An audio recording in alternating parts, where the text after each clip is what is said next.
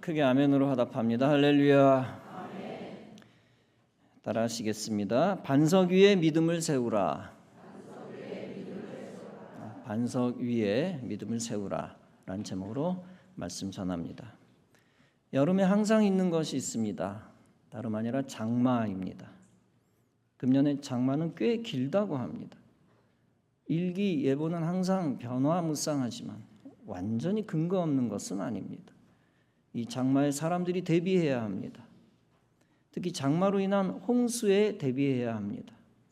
물이 너무 적으면 가뭄으로 재앙이 옵니다. 물이 너무 많으면 홍수로 재앙이 옵니다. 고대 때부터 왕들은 국가적으로 물길을 다스려 왔습니다. 그것을 치수라고 표현합니다. 현대 대표적인 치수 사업은 댐이나 운하를 건설하는 것입니다. 그 외에 많은 물길 사업, 물저장 사업, 물막이 사업이 있습니다. 이 치수에 실패하면 무능한 지도자가 되고 백성들도 불행합니다. 반대로 이 치수에 성공하면 유능한 지도자가 되고 백성들은 평안합니다. 따라서 통치력의 중요한 잣대는 치수입니다. 성경에서 대표적인 홍수는 노아 시대의 홍수입니다. 이 홍수는 하나님의 심판이었습니다. 이 홍수 심판을 벗어나는 길은 하나님의 명령을 따르는 길이었습니다. 즉 방주, 선박을 만드는 것이었습니다. 홍수 재앙에서 살아남는 가장 중요한 조건은 대피 시간입니다. 왜냐하면 홍수는 갑자기 불어나 넘치기 때문입니다. 따라서 일기예보가 중요하며 사전 경보가 중요합니다. 그리고 신속히 안전한 장소를 찾거나 만드는 것이 중요합니다. 노아에게는 하나님이 재앙을 예보해 주셨습니다. 그리고 재앙을 피할 시간 120년을 주셨습니다. 홍수 재앙은 아니지만 구약에서 가뭄 재앙이 있었습니다. 다름 아니라 요셉 시대 애굽에 하나님이 애굽에 내린 7년 가뭄입니다. 하나님이 애굽 왕 바로의 꿈에 7년 가뭄을 예보해 주셨습니다. 바로는 그 예보를 해석할 줄 몰랐지만 요셉이 해석해 줍니다. 그 해석에 따라 7년 풍년 기간 동안 가뭄 대피 시간을 가졌습니다. 최근 우리나라가 장마를 앞두고 걱정하는 것이 있습니다. 다름 아니라 땅꺼짐입니다. 금년에 땅꺼짐이 이미 57건 발생했습니다. 같은 기간 지난해보다 40% 늘어났습니다. 지난 3월 땅꺼짐으로 오토바이 운전자가 사망했습니다. 지난 4월에 광명 공사 현장에서 근로자가 사망했습니다. 이 땅꺼짐은 지반, 땅지자 선반반, 지반이 물 때문에 물렁물렁해지기 때문에 일어납니다. 즉 지반 약화입니다. 지반이 강하면 홍수가 나도 큰 문제가 없습니다. 그러나 지반이 허술하거나 느슨하면 큰 문제가 발생합니다. 최악의 경우 건물이 기울거나 무너질 수 있습니다. 따라서 지반을 제대로 파악하여 건물을 짓는 것이 매우 중요합니다. 아주 오래전 옛날 1970년 마포구의 와우 아파트 붕괴 사고는 우리나라의 유명한 재앙 역사입니다. 계곡이 있는 산 비탈길에 세워졌는데 시공사가 이를 무시했습니다. 3분의 1만이 암석에 걸쳤고 나머지 3분의 2는 허술한 부토 위에 세웠습니다. 기둥 하나에 철근 70개가 들어가야 되는데 5개만 들어갔습니다. 시멘트는 넣는 신용만 내어 모래와 자갈 반죽을 만들었습니다. 반죽할 때 물도 불순물이 많은 하수도물을 썼습니다. 기둥은 7개만 사용했고 기둥의 깊이는 2m밖에 안 됐습니다. 결국 해빙기 4월 지층이 내려앉아 건물이 무너졌습니다. 그 결과 사망 33명, 부상 38명이 되었고 우리나라 건축 역사의 치욕이었습니다. 우리의 새 성전의 터는 다행히 허술하지 않습니다. 여러분이 다 아신 대로 지하에 있는 바위를 다 깨서 건축했습니다. 비용과 시간이 막대하게 들었지만 전화위복되었습니다. 그 어떤 홍수에도 우리 교회는 흔들리지 않습니다. 모든 목사님들이 우리 교회를 반석 위에 세운 집이다 라고 축복합니다. 예수님은 비유의 말씀으로 홍수와 지반과 관계된 말씀을 하셨습니다. 본문에서 예수님은 말씀하십니다. 그러므로 누구든지 나의 이 말을 듣고 행하는 자는 그 집을 반석 위에 지은 지혜로운 사람 같으리니 비가 내리고 창수가 나고 바람이 불어 그 집에 부딪히되 무너지지 아니하나니 이는 주초를 반석 위에 놓은 까닭이라. 예수님이 이 비유를 사용하신 의도가 무엇입니까? 이것은 예수님의 말씀에 따라 순종하면 결과가 안전하고 좋다는 것입니다. 왜냐하면 예수님의 말씀은 흔들리지 않는 반석이기 때문이라는 것입니다. 따라서 예수님의 말씀은 반석과 같은 영원한 진리라는 것입니다. 시대에 따라 바뀌지 않고 영원히 변치 않는 반석입니다. 바로 인생은 이 진리의 반석 위에 인생의 모든 것을 올려 놓아야 합니다. 영과 육과 혼을 이 반석 위에 올려 놓아야 합니다. 내가 가진 재산, 재능, 모든 소유, 가치관, 비전, 목표를 반석 위에 놓아야 합니다. 인생을 반석 위에 놓으면 모든 인생은 안전하고 평안하며 행복합니다. 그리고 진리 위에서 모든 인생은 구원받고 영생을 얻습니다. 예수님은 이 반석과 반대되는 것을 모래로 비유하셨습니다. 예수님은 말씀하십니다. 나의 이 말을 듣고 행하지 아니하는 자는 그 집을 모래 위에 지은 어리석은 사람 같으리니 비가 내리고 창수가 나고 바람이 불어 그 집에 부딪힘에 무너져 그 무너짐이 심하니라. 이 모래를 비유로 든 예수님의 의도는 무엇입니까? 그것은 예수님의 말씀에 순종하지 않는 인생의 결과는 악하다는 것입니다. 그 인생은 세상에서 화려해 보여도 결국 무너진다는 것입니다. 그 인생은 헛되어 결국 안전하지 않고 불안하여 불행하다는 것입니다.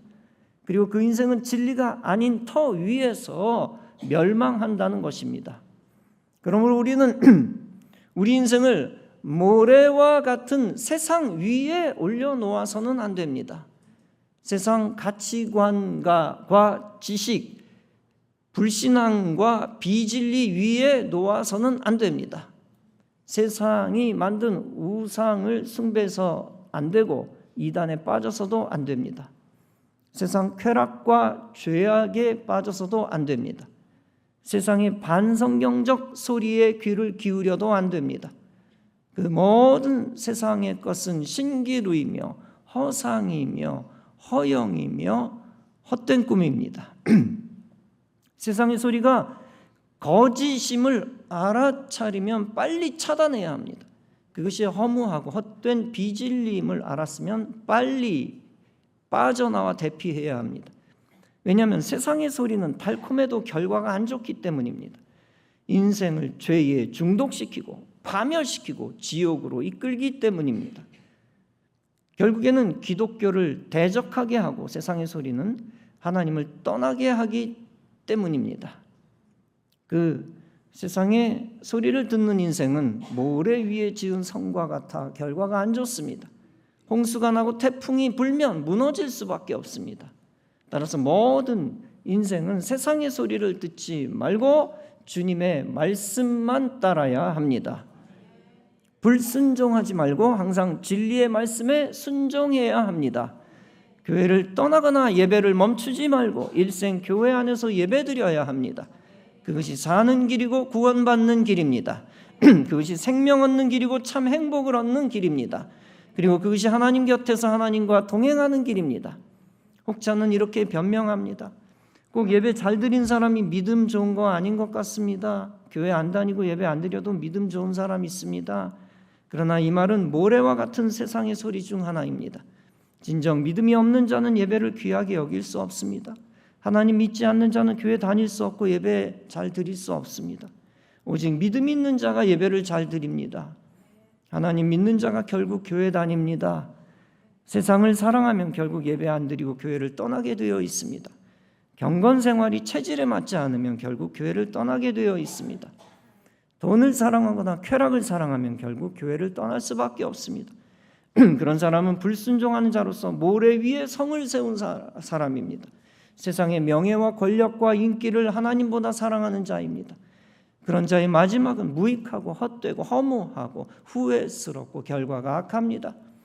모래 위에 불신앙의 인생은 세상 유혹에 약하여 금방 넘어집니다. 그런 자가 성을 높이 쌓을수록 화려하게 지을수록 손해입니다. 왜냐하면 그 성이 무너지는 것은 시간 문제이기 때문입니다. 성을 향하여 비바람은 반드시 불기 때문입니다. 세상 유혹으로 불신앙에 투자하면 투자할수록 저주이며 크게 후회합니다. 멸망합니다. 그러므로 인생은 세상 중독과 유혹에서 빨리 빠져나와야 합니다. 그리고 돌이켜 속히 반석이신 예수님 품에 들어가야 합니다. 그러면 하나님이 붙드시고 지켜주시고 세워주시는 은혜를 받습니다. 제가 백령도 공군기지에서 첫 군목 활동을 했습니다. 백령도에는 전국에서 찾아볼 수 없는 특별한 유일한 장소, 명소 콩돌 해안이 있습니다. 여기에 있는 자갈은 콩알 크기라 아주 아름답고 특이합니다. 이 콩알 자갈이 해안에 넓게 퍼져 있습니다. 저는 이 콩돌을 교인들과 자루에 담아 교회로 옮겼습니다. 그리고 새로 지은 작은 교육관 옆에 부었습니다. 작은 콩돌 자갈길을 만들기 위함입니다. 당시 30세였던 저는 토목 지식이 없어도 너무 없었습니다. 흙바닥에 콩돌 자갈을 잔뜩 붓기만 했습니다. 처음에는 너무 작은 자갈길이 너무 아름다웠습니다. 콩돌 자갈을 교회로 가져오길 잘했다라고 자긍했습니다. 그런데 며칠 지나니까 문제가 생깁니다. 계속 밟고 다니니까 점점 자갈이 없어지는 것입니다. 자갈이 땅속에 패여 땅속으로 슬슬 기어 들어가는 것입니다. 그때 저는 오판하고 자갈을 더 옮겨 갖다 부었습니다. 양이 부족한 줄 알고 자갈을 더 채워야 한다고 착각한 것입니다. 그런데 시간이 지나니 그 부었던 자갈도 점점 땅속으로 꺼지는 것입니다. 알갱이가 작아 침투력이 더욱 강했기 때문입니다. 큰 자갈이야 당장 큰 문제가 없겠지요. 그러나 알갱이가 작다는 걸 착안하지 못했습니다. 비가 오고 난 뒤에 그 꺼짐이 더 심해지는 것입니다. 몇 달 지나니까 결국 대부분의 콩돌 자갈이 사라져 버렸습니다. 흙으로 된 지반은 허술하여 알갱이를 이기지 못한다는 것을 미처 몰랐습니다. 그런데 설상가상으로 문제가 될 수밖에 없었던 이유가 또 있습니다. 그것은 자갈을 같이 날라부었던 군인 집사님들도 저처럼 안일했다는 것입니다. 그들도 나중 사태를 몰랐다는 것입니다. 큰 자갈 경험만 머리에 떠올렸었겠지요. 저는 나중에 스스로 후회하고 깨달았습니다. 차라리 콘크리트 통로길을 먼저 만들 걸 그랬다. 그 후 그 위에 자갈을 부으면 절대 자갈길이 없어질 수 없었겠다. 어떻게 보면 기초상식이죠. 지극히 안일하게 생각 없이 세미한 돌을 흙 위에다 갖다 부은 것입니다. 결국 지반을 고려하지 않았던 것이 안 좋게 결론이 난 것입니다. 반드시 작은 자갈일수록 자갈은 딱딱한 터 위에 올려져야 합니다. 우리의 인생도 절대 허술한 터 위에 올라가서는 안 됩니다. 하나님과 동떨어진 불신앙의 소리와 사상 생각은 소위 사상 누각입니다. 모래사자 윗상자 누각, 사상 누각입니다. 특히 세상 교육은 사상 누각입니다. 말할 것도 없습니다. 어거스틴은 이런 말을 했습니다. 하나님 없는 교육은 약삭빠른 악마를 생산하는 것이다. 하나님 없는 교육은 약삭빠른 악마를 생산하는 것이다. 이 땅에 하나님 없는 교육 중 대표적인 두 가지가 있습니다.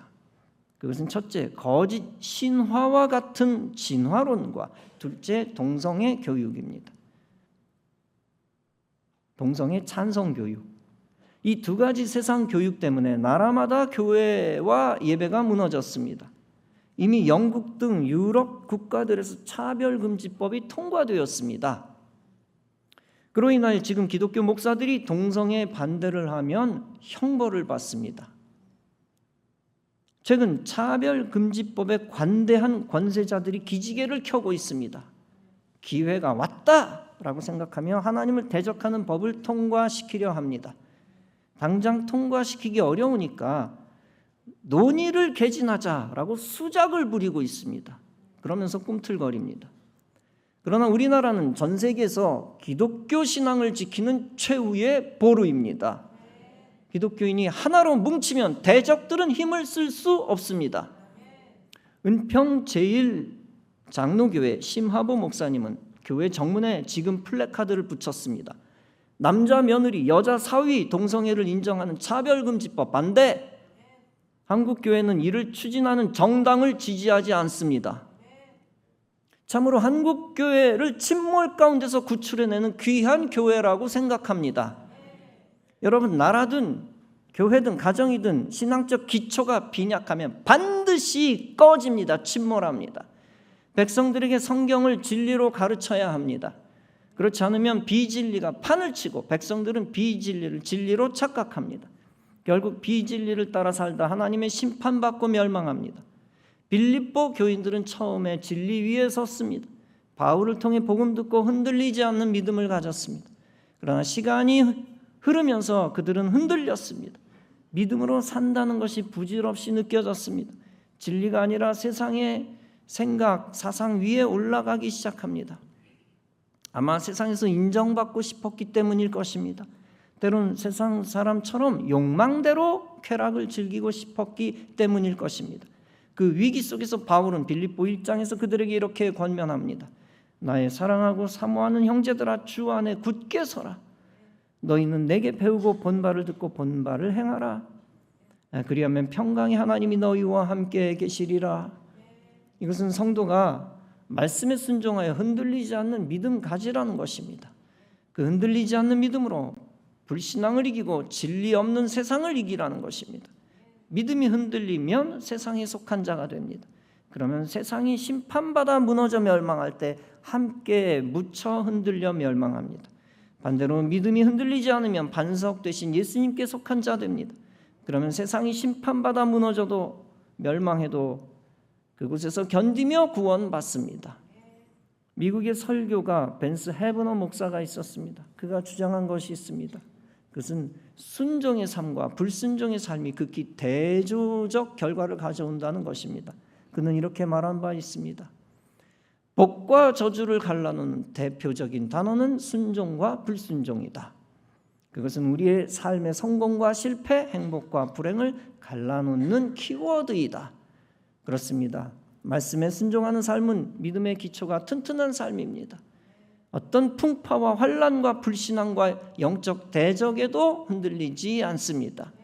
끝까지 약속의 말씀에 순종하여 하나님 예비하신 축복의 자리에 들어갑니다.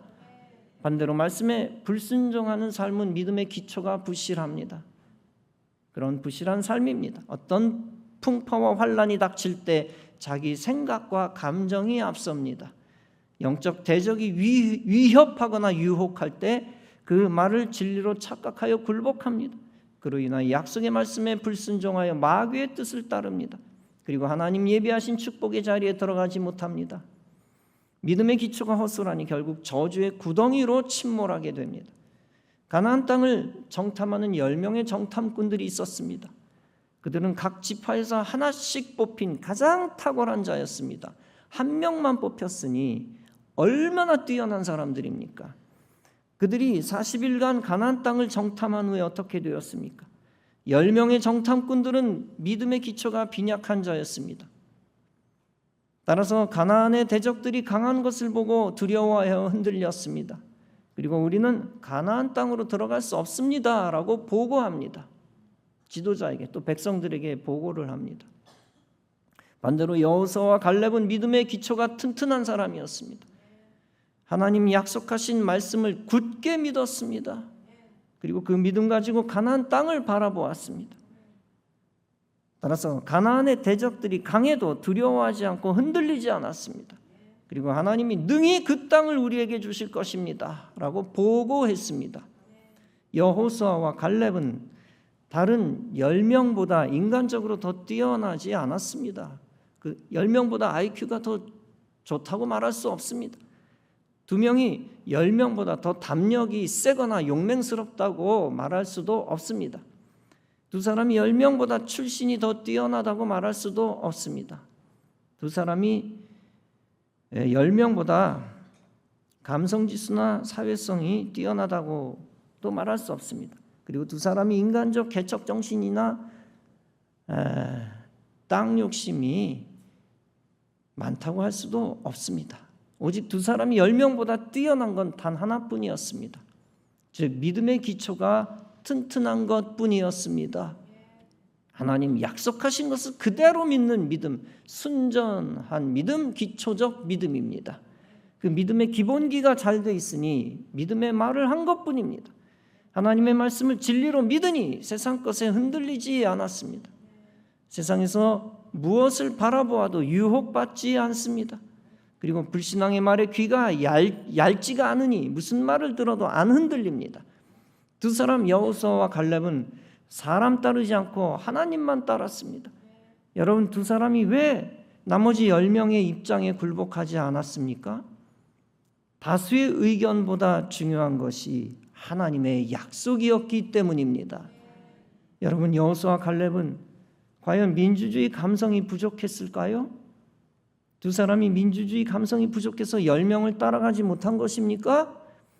결코 그렇지 않습니다. 기본기가 잘된 기독교인은 민주주의 감성 따위로 진리를 평가하지 않습니다. 기본기가 잘된 기독교인은 다수결로 하나님의 말씀을 받아들이지 않습니다. 오직 기본기가 잘된 기독교인은 진리에서 결코 떠나지 않습니다. 그는 의심하지 않고 말씀을 믿고 따릅니다. 그는 어린아이와 같은 순전한 마음으로 약속의 축복을 믿고 받아들입니다. 그는 축복의 지도자를 따라 신본주의 믿음으로 진리를 바라보고 평가합니다. 그리고 그는 진리를 반석 삼아 자신의 인생을 거기에 올려놓고 헌신합니다. 누가 무슨 부정적인 말을 하든 흔들리지 않고 충성합니다. 그로 인하여 하나님의 진리의 편에 서서 쓰임받고 복을 받습니다. 마지막으로 비유의 이야기를 소개합니다. 사탄이 와서 그리스도인에게 이렇게 말합니다. 너 사람 죽일 수 있니? 아니 못해. 너 그럼 도둑질할 수 있니? 아니 못해. 그럼 너 간음할 수 있니? 아니 못해. 그럼 아무것도 못하니까 우리 축배나 한 잔 들자. 이렇게 말하면 사탄과 그리스도인이 축배를 들었답니다. 그 다음에는 살인도 할 수 있고 도둑질도 할 수 있고 간음도 할 수 있고 모든 악행을 다 할 수 있었답니다. 사랑하는 성도 여러분, 신앙의 기초가 부실한 사람은 결국 마귀의 감언이설에 넘어가고 맙니다. 흔들려 넘어가고 맙니다. 교회 밖의 사람의 소리를 따라 예배를 소홀히 합니다. 그러다 차, 포 다 떼어주듯 마귀에게 영유혼을 다 넘겨줍니다. 결국 지킬 영적 요새가 없어져 마귀에게 틈을 주고 흔들려 무너집니다. 마귀와 축배를 함께 나눈 죄로 인하여 마귀의 종노릇하다 멸망합니다. 시편 62편에서 다윗은 반복하여 고백합니다. 오직 하나님만이 나의 반석이시요 나의 구원이시요 나의 요새시오니 내가 크게 흔들리지 아니하리로다. 이 말씀은 무슨 뜻입니까? 보이는 성보다 안전한 것이 보이지 않는 하나님의 품이라는 것입니다.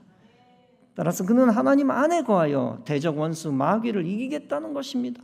하나님으로부터 도망치지 않고 끝까지 하나님 의지하겠다는 것입니다. 여러분, 우리도 다윗과 같이 반석 되신 하나님을 떠나지 말아야 합니다. 일생 하나님 안에 거하여 예배드려야 합니다.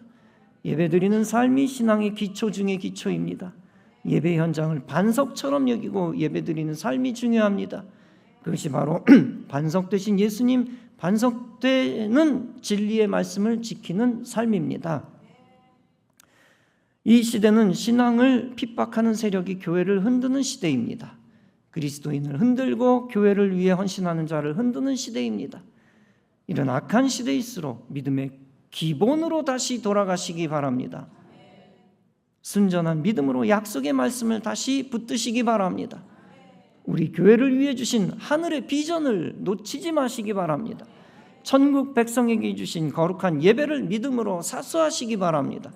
이렇게 믿음의 기본을 지키면 하나님이 여러분의 영육혼을 지키실 것입니다. 여러분을 통해 교회 비전을 성취하시고 하나님 영광을 받으실 것입니다. 여러분 모두 반석 위에 믿음을 세우시기 바랍니다. 그럼으로써 믿음 지키고 하나님이 하늘의 기적을 이 땅에 내려주시는 믿음의 역사를 체험하는 성도 여러분 다 되어지시기를 주님의 이름으로 축원합니다. 기도하시겠습니다.